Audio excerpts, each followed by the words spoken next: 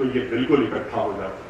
और इसीलिए आप देख रहे हैं कि आज पूरे उत्तर प्रदेश में नंगा चल रहा है, किस तरीके से गुंडागर्दी चल रही है, किस तरीके से लूटपाट चल रही है, किस तरह से अपहरण हो रहा है, किस तरह से दिन दहाड़े लोगों की इज्जत लूटी जा रही है। हमारी माताएं बहनें आज उनकी इज्जत लूटी जा रही है।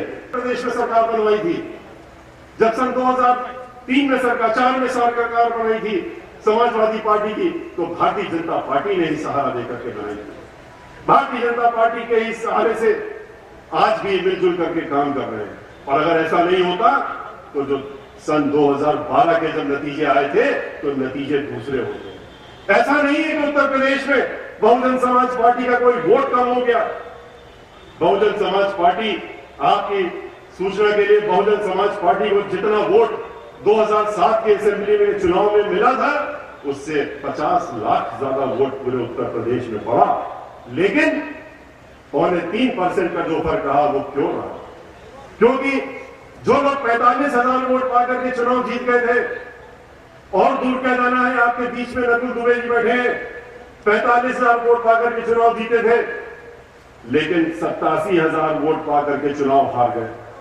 और वो इसलिए क्योंकि वहां से भारतीय जनता पार्टी और कांग्रेस पार्टी के लोग 1000 और 2000 और 5000 वोट पा करके बैठ गए और समाजवादी पार्टी के साथ हो गया। इसलिए इन सब साजिशों से हम लोगों को बहुत ही होशियार रहना है। जो ये बाहर से विदेशी लोग आज पलायन करके अपने अपने क्षेत्रों को छोड़ करके और आपके बीच में आ रहे हैं, इन लोगों को पहचानने की जरूरत नहीं है, बल्कि इनको मुंह तोड़ जवाब देने की जरूरत भी आज आ गई। और इन लोगों के बहकावे में ना करके अपनी ताकत को, अपनी शक्ति को आपको और मजबूत करना पड़ेगा।